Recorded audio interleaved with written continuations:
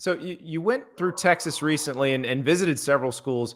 A&M was one, and that's one that everybody saw last year.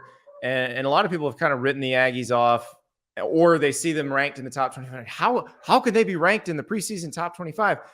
What is it for you when you walk on that practice field and see that roster? Well, I would say the bodies, and thank God the day I was there, they were in their brand new indoor facility, so we weren't outside burning. Yeah. The next day at Baylor, we were melting out on the field that afternoon.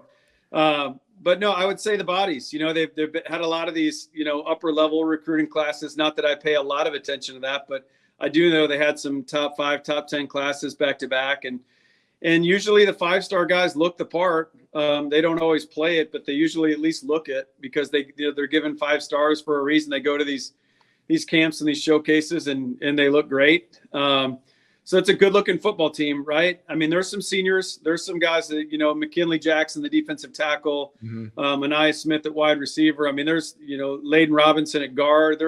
There's guys, Cooper at linebacker. There's guys in the senior class, but I really like talking to Jimbo, like he's fired up about some of these young guys too. So they're far off our radar, and we hopefully won't deal with those guys for a few years. But like he pointed out a freshman left tackle from New Jersey, number 71. I don't know the kid's name, but he looks like he could line up in the NFL tomorrow. So yeah, man, that's a good looking football team. And again, I think it all is going to revolve around the quarterback position. I know they've got a few guys there that are kind of jockeying right now, but it's a good looking team, and usually good looking teams play good. So we'll see.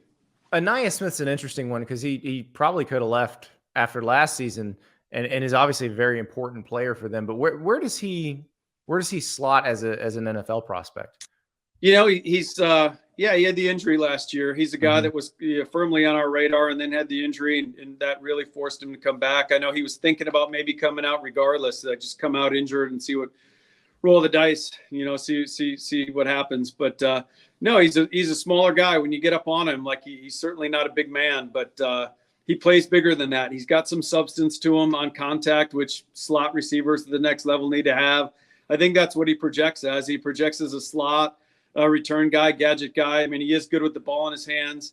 They've used him at running back over his career there. So you're looking at, I think the real kind of easy thing to do right now is label like, he's Deebo Samuel. Like, there's not going to be another Deebo for a while, I wouldn't say. Yeah. But in that vein, like that's going to be the role. Like, does he play that role as well as Deebo? Not many guys do, but I think that's what everyone's looking for, kind of that hybrid playmaker, wide receiver, running back, returner. And I do think the return stuff will help him. If he can prove that he's a legit punt returner at the next level, that'll help Anais. Thank you so much for watching. Just a reminder, subscribe to this channel right here so you never miss an episode of Andy Staples On 3. And oh, by the way, watch all the other great videos on the On3 Sports YouTube channel.